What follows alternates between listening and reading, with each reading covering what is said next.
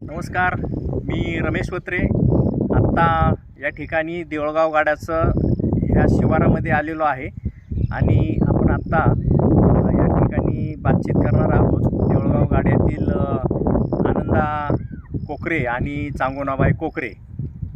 बातचीत करण्याचं औचित्य असं आहे की यांचा मुलगा कालच MPSCचा निकाल लागला आणि त्याच्यामध्ये तो फौजदार झाला आणि त्याचं सगळीकडं कौतुक होत आहे.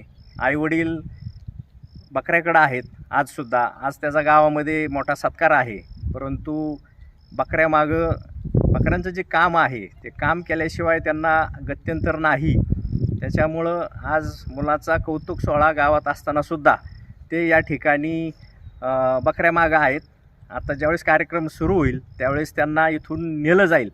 परंतु अशिक्षित कुटुंब म्हणजे वडील पण शिकलेले नाहीत आणि आई पण शिकलेली नाही, पण आज मुलगा त्यांचा फौजदार झाला. त्याचं त्यांना खूप कौतुक आहे. त्यांच्या चेहऱ्यावर समाधान दिसून येत आहे आणि ही कौतुकाची बाब आहे आपल्या सर्व परिसरासाठी. तर मी आता त्यांच्याशी संवाद साधतोय. शिकला का शाळा? नाही शाळा आम्ही शिकलो नाही. बरं. मुलांना कसं काय शिकवलं? मुलाला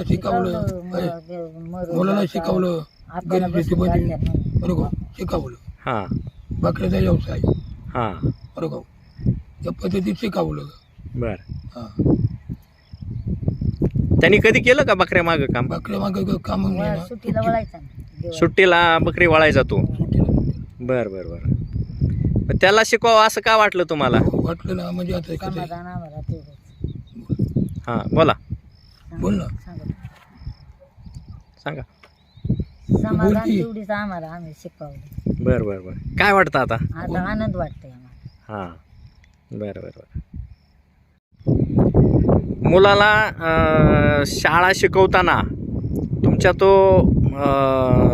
तुम्हाला असं कधी वाटलं नाही का त्यांनी पण मला बकरी वाळण्यामध्ये मदत करावी वगैरे? हो मदत आहे ना. हां, सुट्टी तेवढीच केली ना. हां, बरं.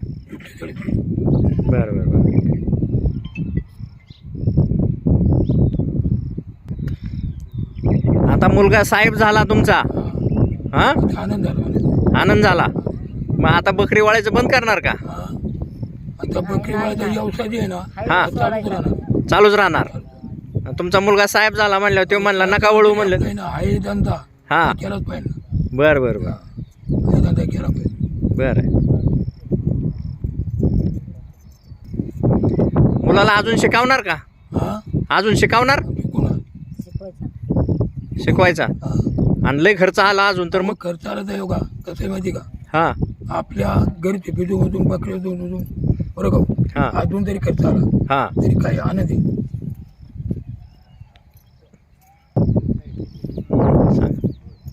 आता तरी गाव सगळ्या लोकांनी मुलांना सुद्धा शाळा शिकवली पाहिजे. दिवस आहे ना बदली झाले काय, त्यामुळे आहे ना शाळा शिकवली पाहिजे. बरं. अजून काय सांगाल? आता अजून काय बकऱ्या मागचं जीवन कसं आहे? बकऱ्या मागचं जीवन आहे ना हां, बरं गाव त्याचं आहे ना फार आहे ना फार छान बी आहे फार अवघड बी आहे. बरं. काय अवघड काय आहे? अवघड काय नाही आता ते ना वळायचं पाऊस वळायचं चारा पाणी काही मिळत नाही बरं गाव. हां, सगळी दुरुस्ता केली पाहिजे. काय म्हणली पोरं? बरोबर मामा पेस आहे. व्यवसाय झाला हां, म्हणजे चांगली आनंदाची गोष्ट आहे. हां. तुम्हाला माहित होतं का तो पास होईल म्हणून? हा होते ना आता एवढी रेकॉर्ड काढली बरोबर, म्हणजे होतं ना माहिती. होतंय. पाच होणार म्हणलं. हम्म.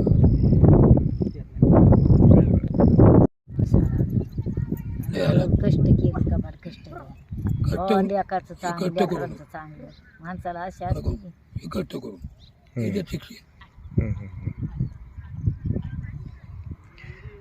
मुलगा फौजदार झाला त्यावेळेस तुम्ही कुठं होता? बकऱ्या बकऱ्या करतो बकऱ्या. तुम्हाला कसं कळलं मग ते फौजदार झाला? कळलं बघा आम्हाला. पोरं सांगायला पोरं सांगायला. पोरं नातवंड भाजी नातवंड. बर, काय म्हणली ती? म्हणली मामा मामा पेसाई झाला. म्हणली पेसाय झाला. आम्हाला आनंद वाटला. मग आम्हाला आनंद वाटला बघा. वाटतं आनंद वाटला बरोबर. आणि म्हणलं चांगली गोष्ट आहे हां हां हां यश आलं